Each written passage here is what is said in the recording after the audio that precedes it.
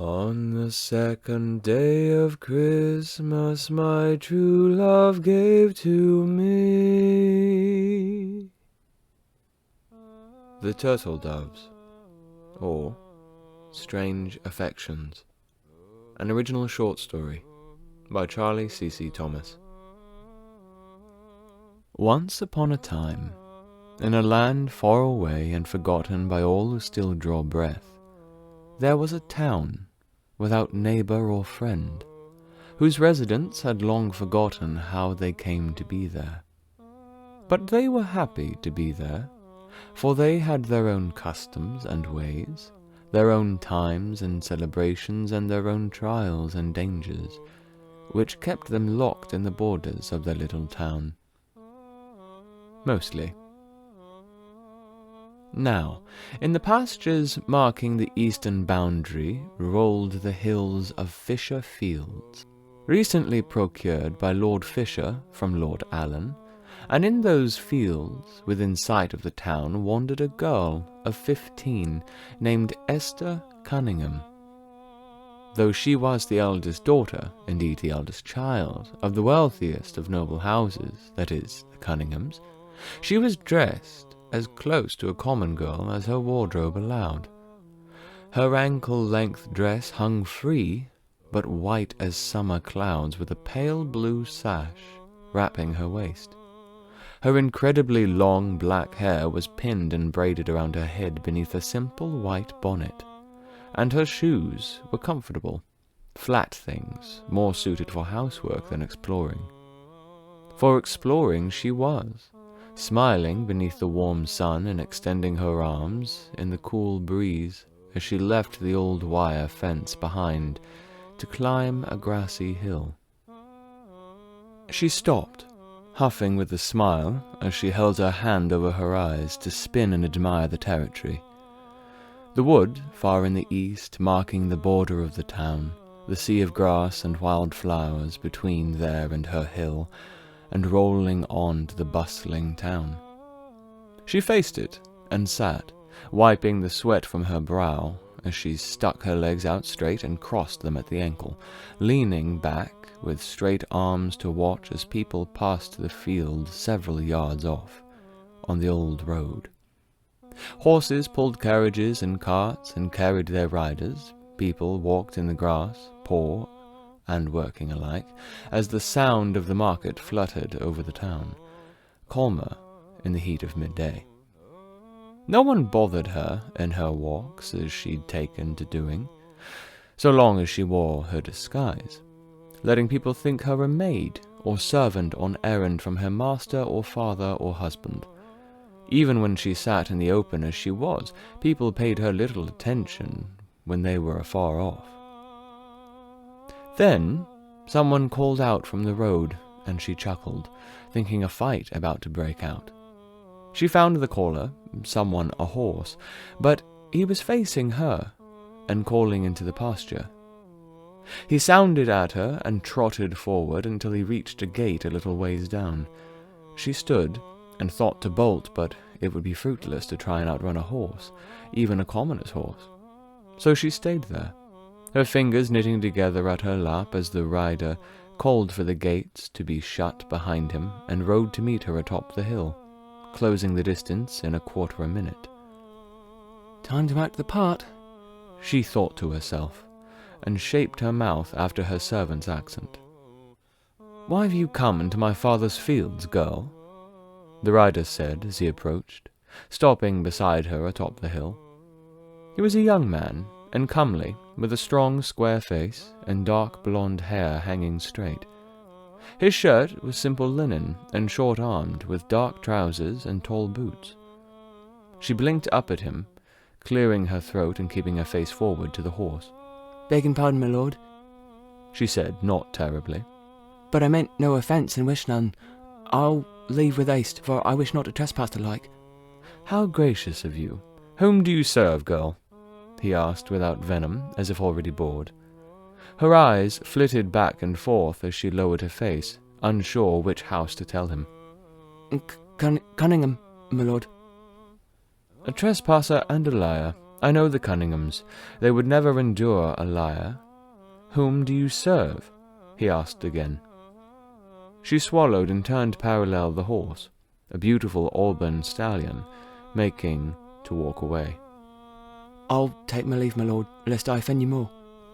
He repositioned the stallion to block her way, but didn't shout or leap down. Tell me your employer, girl, unless you're a servant. I'm no servant. She snapped up at him in her true voice. Then she went pale as cold tendrils crawled up her back, speaking quickly to cover her accent. I'm in the employ of a farmer in the northeast. He treats me well, he does. A good man to a good family, and today's my day of rest.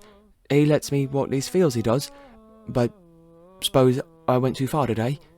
She bowed and stayed that way, waiting for him to speak. The boy sighed and dismounted in front of her. Do stand up straight.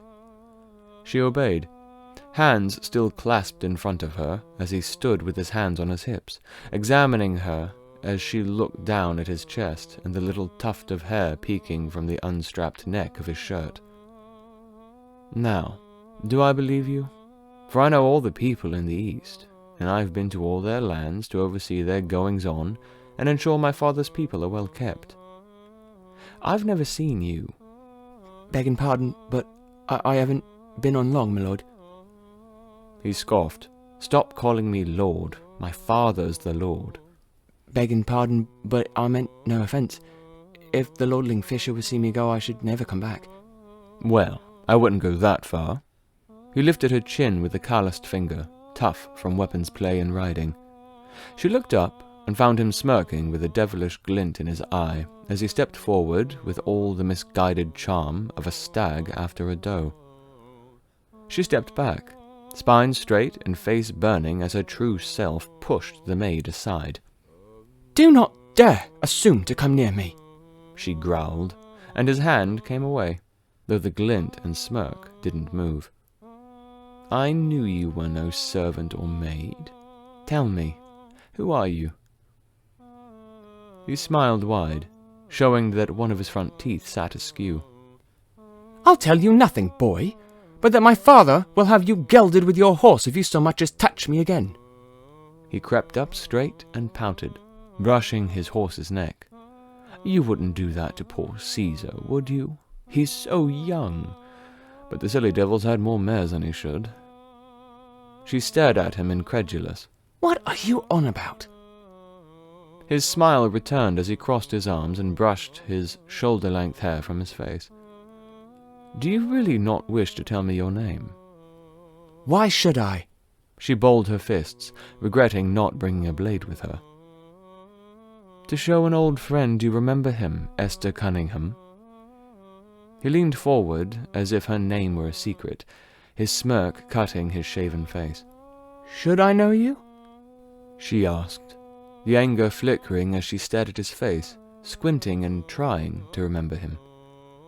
He shrugged broad shoulders with a chuckle. You're a son of Lord Fisher, I take it? He nodded. The only son of Lord Fisher, last I checked, but my father does love to try giving me siblings. She ignored his offhand comment and studied him, furrowing her brow. Tell me your name, so I know you're no liar. He set his hand on his chest, face twisted in mock pain. You wound me, madam. Me? A liar? No, that is reserved for you, great actress. Tell me the name, and I will say if it's true, so to know that you're not a cad.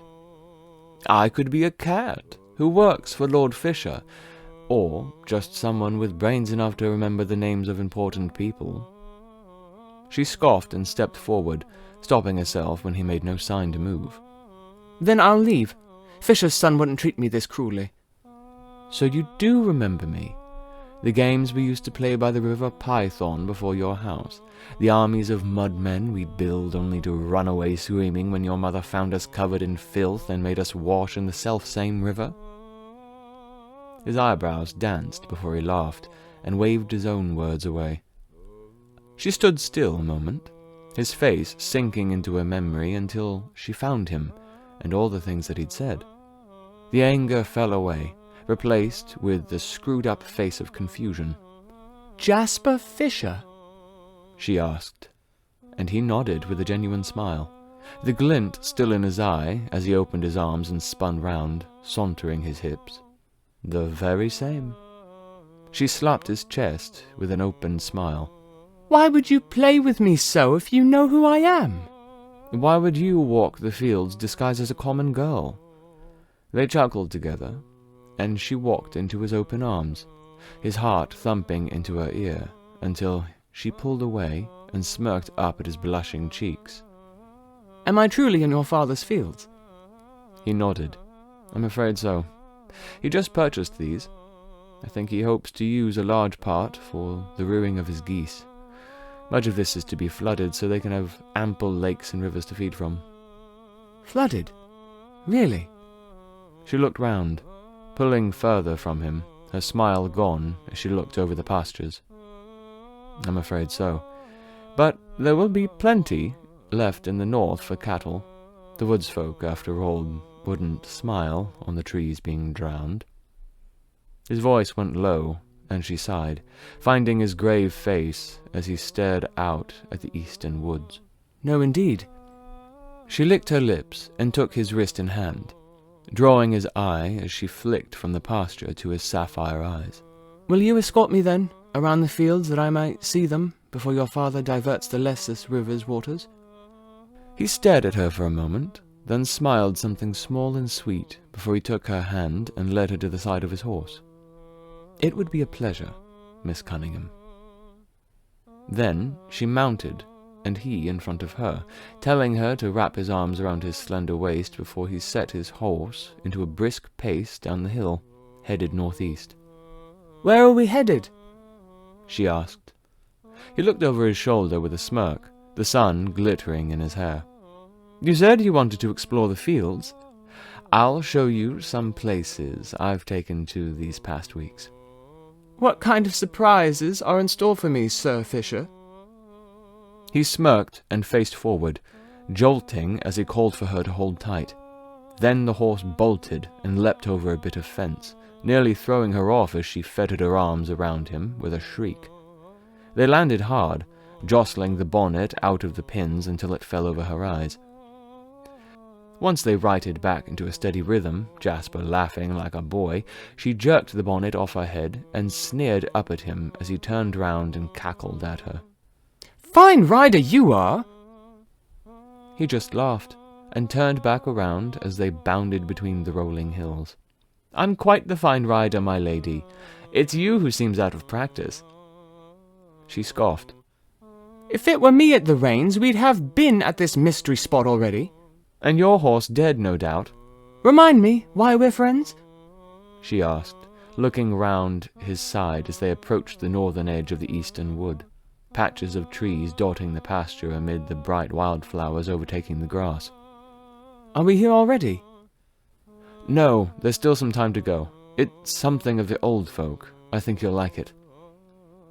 He called over his shoulder as he leaned forward and dug his heels in.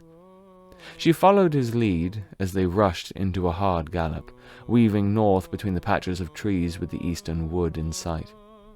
After a couple minutes of hard galloping, they slowed and approached a gnarled old oak that stood up into the sky like an old man's twisted back. They came to a stop, with the horse turned to the side so that Esther and Jasper both could see the tree, snorting and shuffling his hooves uncomfortably as the sun moved further west. "Finally! I thought you were taking me to Swan Lake," Esther said with a breathless chuckle as she looked up to Jasper. But his smirk, his guile, the glint in his eyes, was gone. His strong jaw was clenched, and his gemstone eyes were fixed on the old tree.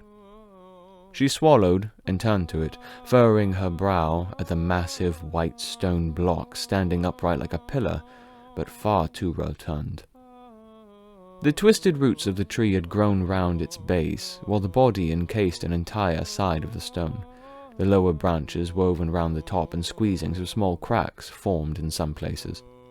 Her jaw clenched as her eyes washed over the strange glyphs carved into the smooth face, line after line of runic words written top to bottom. "Why's that?" Jasper asked, and Esther jumped, chuckling as she hit his shoulder. They found one another, and he continued. The lake's not good enough for the esteemed Cunningham princess? She rolled her eyes. I'm no princess, but I'd be ashamed to disappoint you. My chambers overlook Swan Lake from some ways. His eyebrows came up with a suggestive grin. You must take me to the lake sometime. She barked a laugh, then covered her mouth with her fingers and resumed a more ladylike demeanor. You'd be fortunate never to go near those waters, and should not. She added the last quickly, taking his defined shoulder in an iron grip and pulling to make sure he saw her face. He gave a genuine smile and nodded his head before dismounting and tying the reins to a nearby cluster of saplings, then helping her down and brought them before the stone. It was pure white, like a block of salt, but glistening like polished marble. Not even the grooves of the strange words were discolored with fungus or lichen. But atop it, in a gap in the woven branches, a little dove poked its head out to look at them from the great height. She grinned at it. Well, hello, little thing. I wonder if you might tell us of this stone. Yes, what does it say? Jasper asked with a crooked smile, like they were both 12. But then he wandered behind her and stopped by her other shoulder. I've stared at these things for hours. I have tracings of the whole face at home, but I can't find anything like it in any library anywhere. Have you asked my father? Esther said, stepping closer and stopping before she touched the roots. I was on my way there when I saw you atop the hill. Really? He chuckled. No. I'd seen you before. I wanted to make sure it was you and not some commoner. Your disguise was quite good from far off. She smiled and turned to thank him coyly, but stopped, furrowing her brows at another pillar not far off, smaller and closer to the ground in the west.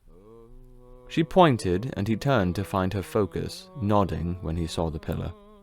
Yes, I've noticed that. He turned and pointed out 5 others all round the old oak in a perfect circle at cardinal points. They all have similar markings as this one, too. They have scenes, I think, too. I can't make most of them out, though. What made you conclude these were of the old folk?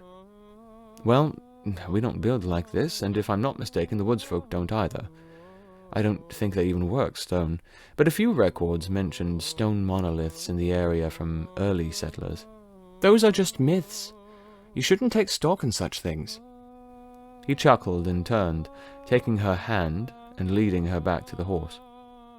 Come, Miss Cunningham. You should return home before dark, lest your father find me make good on your promise. She laughed, and they mounted the horse, setting off to the north and Cunning Hill. She stopped him as they crossed the bridge over the Python, an arm of the Lessus River that fed Swan Lake. She directed him to an outcropping of trees and bushes a ways down the road to her home, as horses and men sounded all round the house. Stop here. I can't have my father see me with you like this. Should you walk all that way? I'm wearing the shoes of staff. I should walk the whole town 10 times and not feel a thing, fisher boy. She smirked and slid from the saddle. Oh, don't call me that. It's not as if I offended you, have I? He grinned stupidly over his horse's head.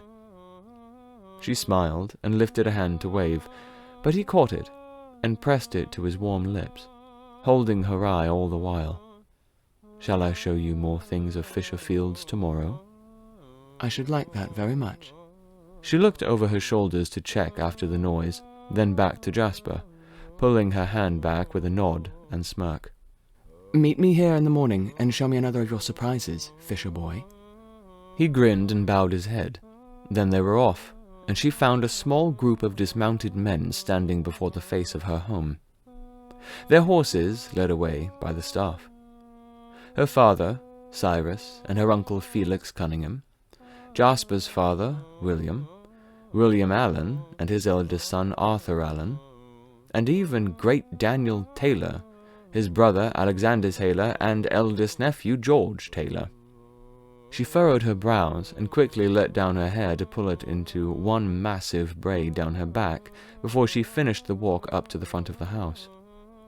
Her father smiled around a hearty laugh at a joke one of the other men had made, and opened his arms to her, his hunting clothes stinking of horse and sweat and blood, though he looked clean. "My dear Esther, how did your adventures fare?" He pulled away, hands falling from her shoulders as she smiled up at him and turned round to see the men, all of them so much older than herself. "Well, father, thank you. I'll walk again tomorrow, if I may." Her father smiled and kissed her forehead. "Of course. But I do insist tomorrow you bring your blade with you if you insist on going without an escort." She nodded with a smile. "Yes, father.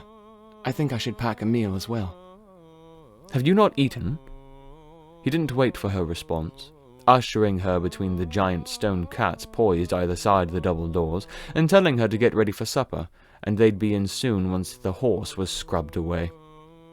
He had a surprise for her, after all. With supper finished and her little brother Ezra put to bed, her father and mother led her to her chambers as the men stayed downstairs, waiting to speak with her father. He stood behind her, however, fingers over her eyes as they guided her in, Esther chuckling all the way, then stopped. She furrowed her brow at something, cooing, coming from the wall. "Did you leave my windows open? I hear birds." Then her father's fingers came away, and she stared with a slowly rising grin at a great cage between her two windows, half the length of her bed, and inside were two doves, nestled beside one another in their nest on an upper level. She spun and hugged her father, squeezing a laugh from him as he embraced her and her mother petted the back of her head. She looked up at her father's slender, pale face and into his crystal eyes. "Did you find them on your hunt?" He nodded. Some turtledoves were caught, and all but these thrashed themselves to death. The woodsman said it was a sign that we should keep them, so I gave them to you, sweet Esther. He cupped her face and brushed her cheek before he bent down and kissed her forehead. "Thank you, Papa." She kissed his cheeks. "May I?" He laughed and gestured to the cage. Then she was gone, whirling round to stand over the birds and whisper to them. "Oh, they are fair, aren't they? Thank you, Papa." She spun and hugged him again. "And they weren't hurt, you say?" The only two unscathed. "It must be fate," her mother said with a wide smile that made her tired eyes sparkle like obsidian. "A bird for the love both your father and myself have for you, dearest one." She stroked the back of Esther's head and brought her into her bosom with a gleeful embrace.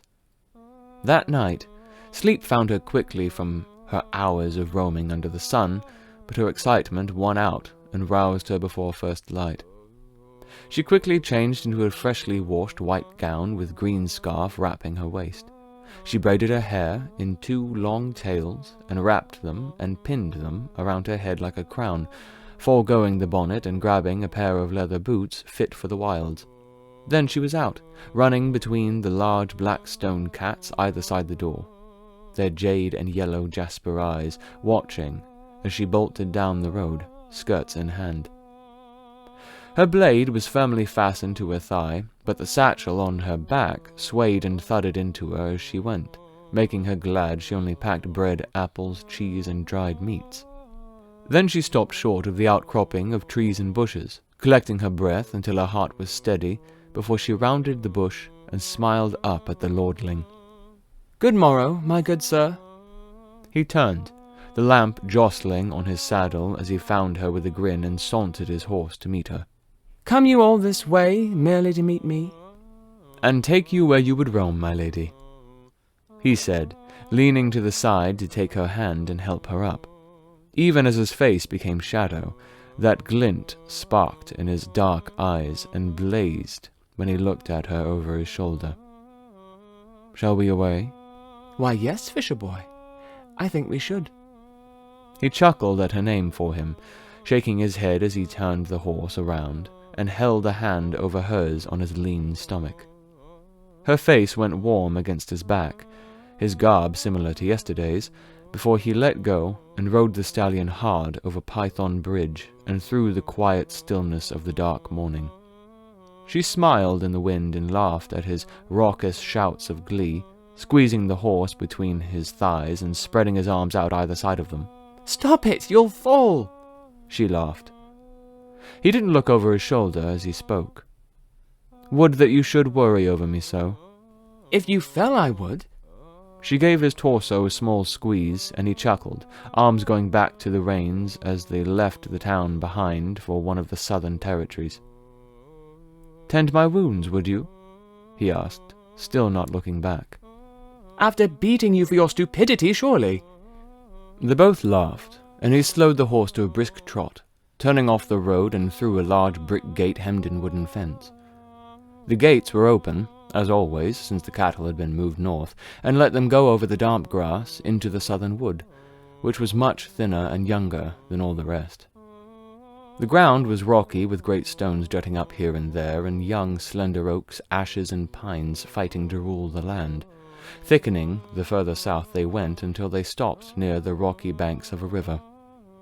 "Behold, I call it the Narcissa," he said, sweeping his hands out, and she saw why. The water moved and looked cool and clear, but the surface was the calmest she'd ever seen water, aside from Swan Lake. "I'm surprised you didn't call it the Mirror," she teased as he dismounted and tied the reins to a nearby branch, a few paces from the rocky banks. "Is it truly nameless, save for the one you've given it?" "So far as I can see," he said, helping her down and meandering to the rocks. "I've checked the maps, and no one seems to have ventured this far out in a long time. There were tales of people drinking from a clear river in the south when they worked to expand the town, and some of the shepherds would tell of water somewhere in the woods, but no one ever stayed here." "No, these woods aren't good for cattle, after all." He furrowed his brow and looked down at her as he motioned them to follow the water west. She smiled and pointed east, before he smirked, and they walked. "Why these woods? The north's fit for cattle, no?" "The woods folk have kept the woods and bears from us in their lands, but they have no reach in the south. These are wild woods." "I've never seen anything prowling in the night." He smirked, chest a little too high. "Nor would you. They wouldn't be good hunters if their prey saw them in the shadows, would they?" They found each other's eyes and smirked at one another. "No, I suppose not, my lady." "Oh, stop your 'my lady.' I'm no more a lady than you're a lord." "Miss Cunningham, then," he snickered, "though I could call you by the old names." She chuckled in confusion, and he smirked down at her.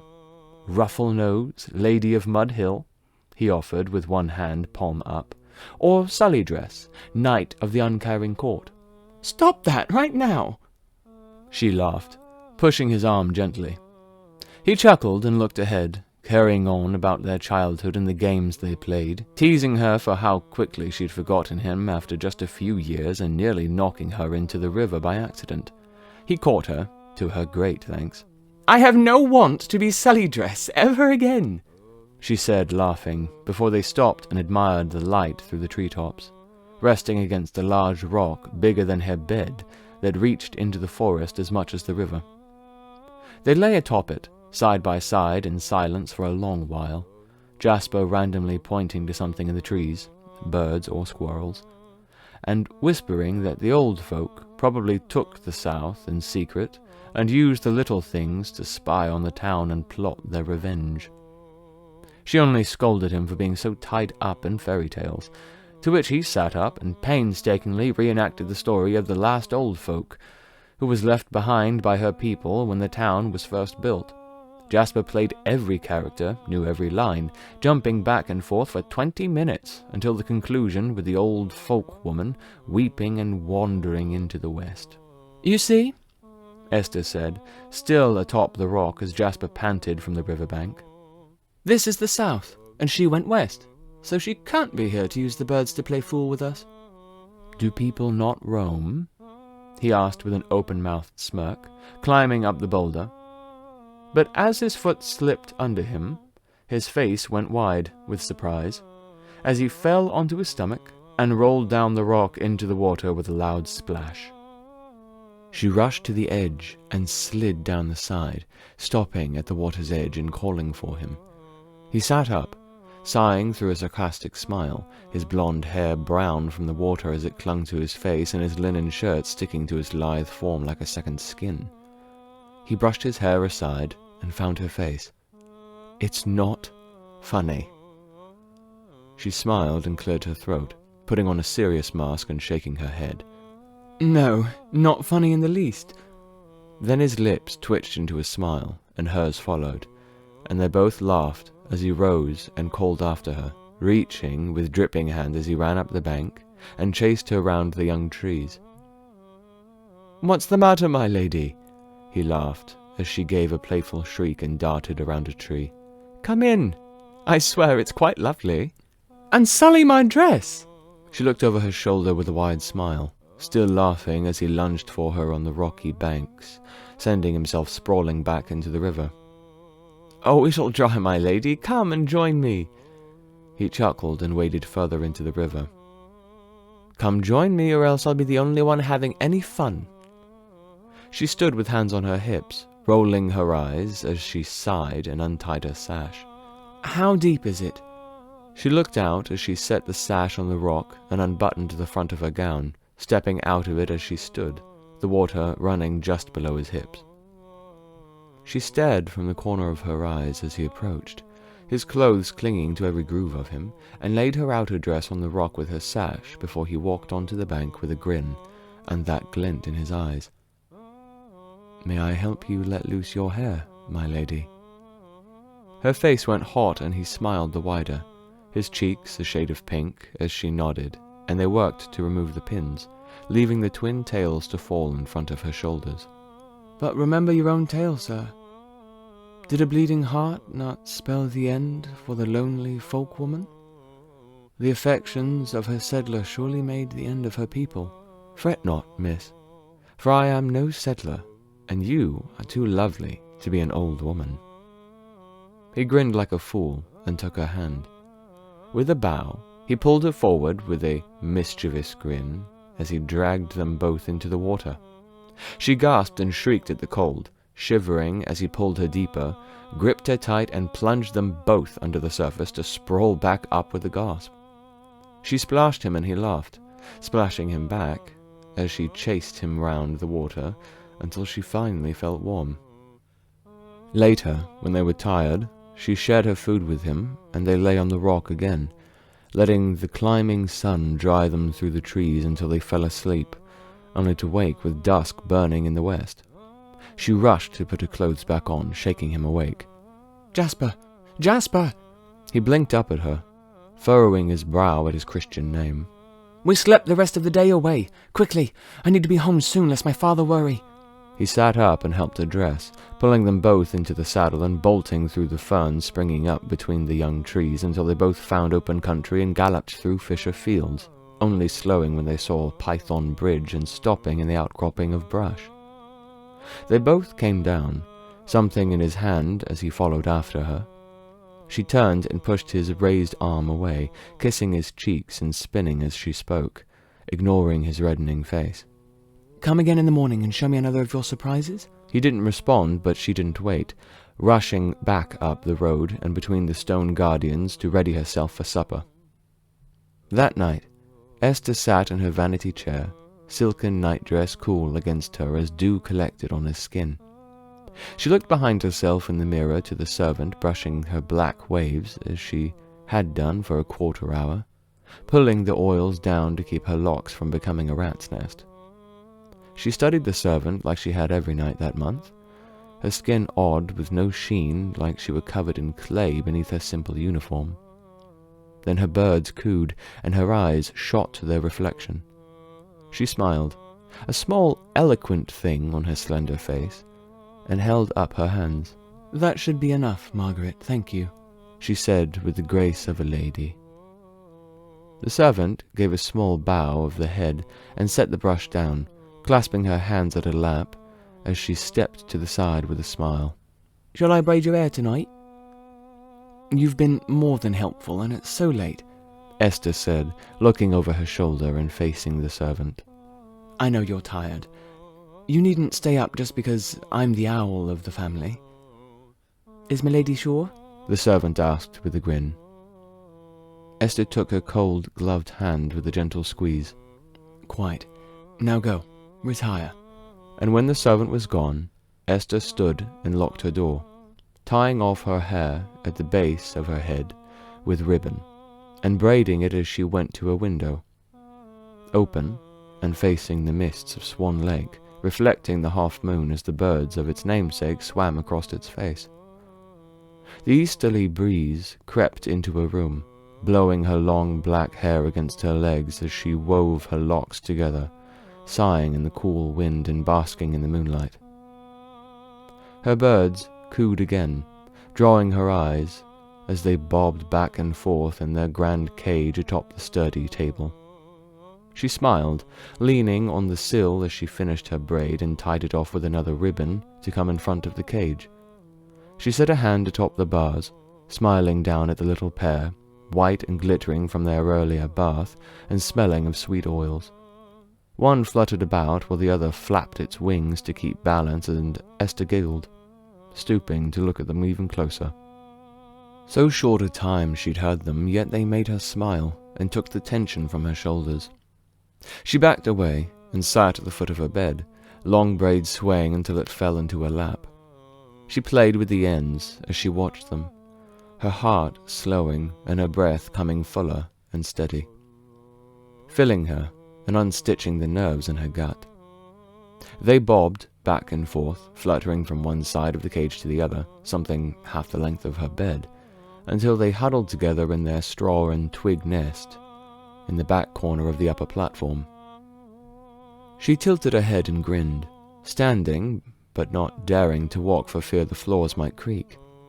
She sighed through her nostrils, shuffling her long hair back until it sat against her spine, and saw herself atop that hill, and Jasper astride his horse. She saw them before the old folks' strange stone woven into the old oak. She saw them strewn over the rock at Jasper's river, his clothes clinging to him. She bit her lip and smiled, face hot and heart fluttering. She sat back on her bed and traced her thumb over the place on her fingers which he'd kissed, grinning dumbly and staring into nothing as she let the memory bathe her again and again. I think I'll see him at least once more, she whispered to her turtledoves, smiling and stroking her kissed fingers. If anything were to come of it, at least as a lordling, Father mightn't deny us. Then she lay back beneath the blankets and smiled as she fell asleep, waking with the sun and dressing herself in another common gown. After pinning her hair, she raced through the house before her parents woke and made her way down the road. But as she went, hands in her pockets against the chilly dew of the morning, she looked down to the thicket patch and found her lordling beside his horse. She smiled and picked up her skirts to sprint down the road and hiss after him. "Fisher boy!" she called, and he looked from round his horse, face once slack now beaming and bright as he came around and met her behind the trees. They stopped in front of one another, hands locking on their forearms as he looked down into her eyes, his linen shirt tucked into his trousers like a common rider. "Hello, Fisher boy," she smirked and laughed, face red as he searched her face. "You might use my Christian name." She tilted her head with a devilish grin. "I might, but what fun is there in Jasper Fisher? I much prefer my Fisher boy." He chuckled. "'Tisn't fair. My Cunningham girl doesn't sound half so fine." "Then call me Esther." She smiled and found his mouth, his lips red like he'd eaten an apple and parted as his breath quickened. "Where to today, my lady?" he asked around a smirk, pulling their arms apart to lead her to his horse and help her mount. "To the eastern woods. I wish to wander, and you seem a suitable companion." He smiled, sapphire eyes like the sea in the light. "Most suitable, Esther." Her face went red at her own name as he mounted up behind her, wrapping his arms round to take the reins. "I am, in fact, the most suitable companion. All else pales in comparison." He chuckled as he turned his horse round and led it into a brisk trot to the stones of Python Bridge, separating Cunningham Manor from all else. Then she took hold of his upper arm and slid her head back so her mouth sat beside his ear. I don't think I might argue. And she kissed his cheek. He went rigid behind her for a moment, making her laugh before he remembered he was a horse, and lashed the reins with an excited "Yah! Yah!" So they went, down the road and into the fields before they broke into town, passing the hills and rivers for his father's lands and woods at the eastern edge. He tied off his horse and petted him down as Esther lifted her skirts and wandered a little into the untouched wilderness. The trees were spread at random and thick with age. There wasn't a sapling in sight, nor a sprig of grass nor fern across the ground, only the roots of the massive oaks and ashes slithering up from the dirt. Above, the branches swayed in an unfelt wind, scattering birds and dragonflies. She smiled, many doves like her own, and spun until she found Jasper petting his horse and watching her with gleaming eyes. What? She asked, still smiling before he followed her and took her hand. Liked you the birds? He asked, pulling her in deeper, his smile widening as they held each other's eye. She nodded. I think you might be kindred spirit to them, something fine and fair, perched above the world, yet with a heart that loves to wander. Have you become a poet overnight? Where's my jester who splashed me with water and sang silly songs? Oh, he's still here. He launched back with a stupid smile on his face and stood on one leg with his arms above his head, the short sleeves falling to show his strong arms. He wobbled back and forth like he might fall, his leg going madly out to the side as his limbs trembled and his face twisted in worry. Then he fell forward, rolled on his back, and leapt to his feet to stand perfectly straight with a smirk on his face and leaves in the dark golden locks. He bowed, with arms splayed out too far behind him, looking up with a smile as she clapped slowly and chuckled. Yes, there's the jester. Do you not care for the gentleman? He asked, standing up and a little closer. The gentleman is fine, she said, setting a hand to his chest to stop him. But the jester cares so little for himself, where the gentleman has such obvious motivations. He smiled wide and laughed, stepping back and covering his mouth as he cackled, nearly tripping on a rock, fighting his own laughter. She smiled incredulously, arms straight at his sides as she came closer and lightly smacked his shoulder. What have you become now, the madman? Was it really all so obvious? He asked, calming himself save for his Cheshire smile. Only to those with eyes, Jasper. They laughed, and he went red from forehead to chest. Her insides went tight, and she set a hand on his chest, saying low, Come, fisher boy. I wanted to wander. Remember? And they did, meandering between the trees as Jasper switched between gentleman, jester, and madman all, to bring a smile to her face. Do you remember the way back? She asked, wiping a tear from her eye as she tried to keep from laughing at Jasper, standing on his head with his face covered by the neck of his shirt and his legs falling about. I thought you were keeping track, he said in a thick accent like one of the orphan children. She giggled and stood, closing the gap and poking his flat stomach. He giggled and curled in on himself, falling down to his back and pulling the shirt off his face to look up at her. Ticklish, are we? I'll never tell, he said in the same thick accent, sitting straight with his legs spread. But in truth, the way back should be a straight path west from those 3 trees. He pointed to a wall of them, 3 in all, whose trunks grew almost perfectly straight and lined north to south. Does my lady want to return home? She set her hands, one atop the other, on her stomach as it growled, eyes still on the curious trees as doves cooed from a large nest in one of their lowest forks. Her smile lowered as her turtledoves fluttered in the back of her mind, the cage gleaming around them as they fell asleep in their little nests. Shall I catch something for you to eat? Surely it's time for luncheon. She didn't answer. I've a bow on my saddle. I can return and hunt for a bird if it please you. No, she said too quickly and with too much edge. He stared at her, face blank. I'm sorry. He grinned and repeated her own words back to her. But I meant no offence, and wish none. I'll leave with haste, for I wish not to trespass the like. She rolled her eyes and caught his wrist. I am the one who should be sorry. I'm fond of doves, you see. There are 2 which my father gifted me that I tend to, but seeing these unfettered as they are... Is it cruel, do you think, to keep my doves caged when they were born wild? Jasper came close to her and took her hand in his, gently stroking her knuckles as his eyes burned down at her. His voice came low and careful through parted lips. It's said that if one loves something, one should release it to see if it returns willingly.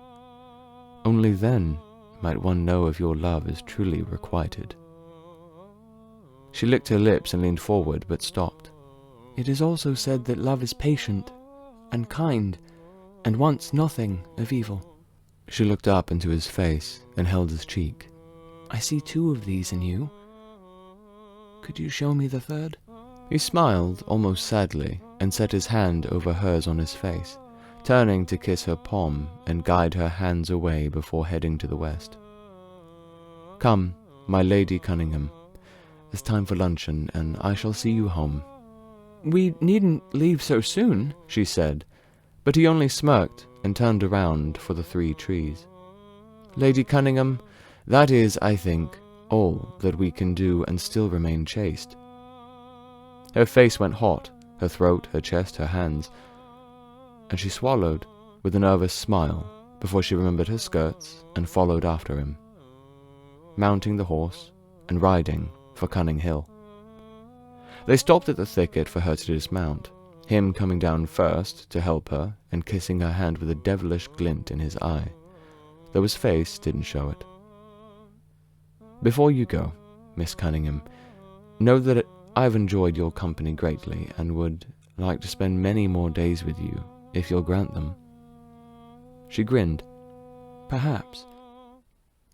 If what you said earlier is to be true, then perhaps it's wise we not be alone. Agreed, he said, still holding her hand and stepping closer, heavy eyes and gentle smirk drawing her to his mouth. Then send for me, that your family might receive me, or I you, so we need not steal ourselves away. That sounds a fine idea, she said low, breath bated as he stepped closer until they were almost pressed together. If you let me go, Esther, I shall come back. Her face went hot and he smirked. Now that I've found you again, I have a mind not to lose you. Again? She asked, but he stepped away and mounted his horse, nodded, turned, and galloped down the road. That night, she sat in front of her vanity like most nights. Her servant brushed her hair as she did most nights, and braided it for her as Esther swam through her thoughts, trying to remember what more she'd done with Jasper Fisher when they were children. Shall I wash my lady's feet? Esther flicked up at her servant's reflection, brows furrowed. What? No, thank you. That'll be all, Margaret. Begging pardon, but are you all right, miss? Yes. Why? If it isn't my place, then forgive me. But you seem distracted. Indeed, you've been acting strangely for many days. Esther smiled, cheeks hot as she found her own blushing reflection. You needn't worry, Margaret. I've just been enjoying my time afield. Margaret smiled. Are you sure that's all, miss? Perhaps there is a bit more, but it's nothing scandalous, I assure you. The doves cooed, and Esther's smile drooped as she looked over her shoulder to find them and spun in her chair, sighing as they fluttered about the cage. I met someone some days ago, a lordling, who walks with me afield and a wood. He's perfectly good company. Mostly. Margaret smiled. I'm sure he is, milady. But Esther didn't answer for some time.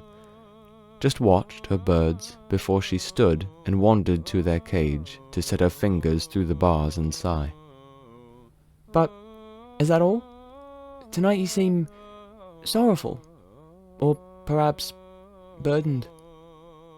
Burdened, methinks, she said tiredly. These things are precious, are they not? They are, milady. This lordling of mine, he said I and the birds were kindred spirits. And I think he's right. Today I saw their cousins in the trees, and where I once found joy, I now only have pity for these creatures. A wild thing can become tame, milady, Margaret said, approaching from behind. But to learn to love one's own prison doesn't justify one's imprisonment alone, does it? She dared not find the servant's eye when she said this. No, he told me one thing more, and I'll test if it's true. She opened the cage and reached inside, taking a dove in both hands as Margaret whispered a screech for her to stop. Esther only hissed for her to open the window. Her room opened to the night. She brought the doves by her face and whispered, "Please come back." Then she cast her arms out and the doves cooed and flapped furiously until they found a shore wind and flew into the night beneath the sea of stars and the waxing moon. She leaned on her sill and watched them go, praying for them to find their way back to her, before they disappeared into the trees around Swan Lake. Then she shut her window and thanked Margaret for her help, before excusing her and locking her chamber doors. The next morning, Esther woke and lay in bed, ears aching for the lovely coos of her doves and sighing when she turned to find the cage indeed empty. She sat up and went to the window, heart fluttering as she carefully undid the latch, hoping they might have roosted there in the night, only for her shoulders to slump. She turned away from the empty sill and meandered to her vanity, her long braids swaying against her back, as her fingers traced the white wood, the gold trim, and falling on her own reflection. She looked herself up and down, from her long slender face to her meagre bosom to her wide hips and back up to her dark eyes, wondering if she were really worth all Jasper's attention. Perhaps I'm merely the latest subject of his affections. Boys are like that, you know. She scolded her reflection. Something flittered outside and her eyes shot to the window, then its twin on the other side of the empty cage. A robin quirked its head and flitted back and forth. She smiled sadly but turned as it dove away, opening her closet for a morning dress and leaving her commoner's disguise laid aside, then going down the great stairs once she was changed.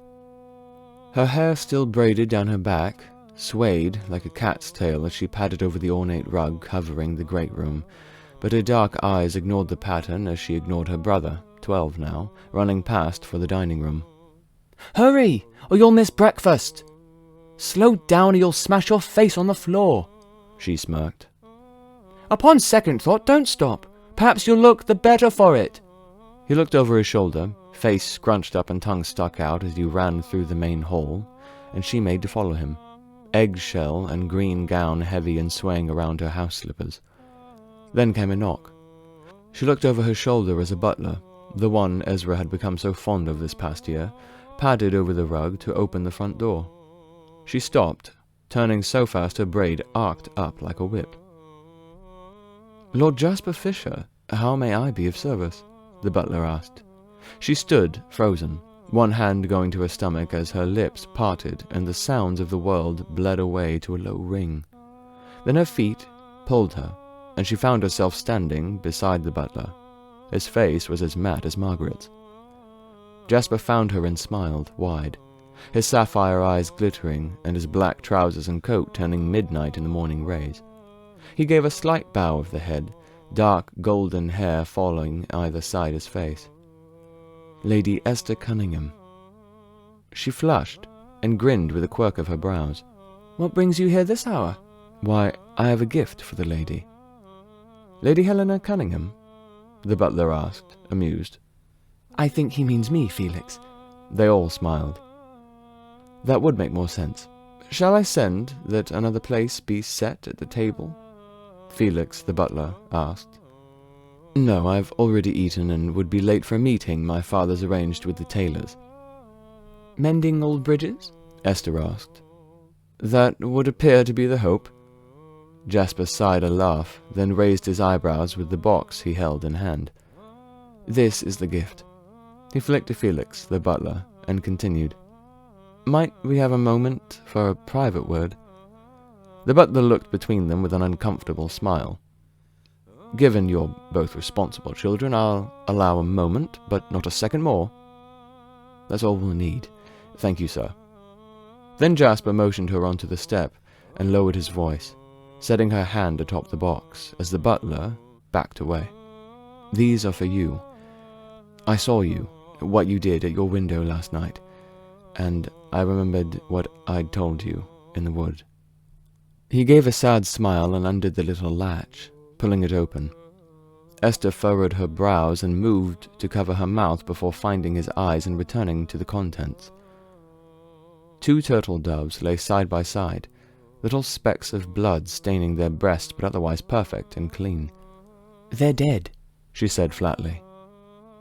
He chuckled. Yes, that does tend to happen when one shoots them down. But why?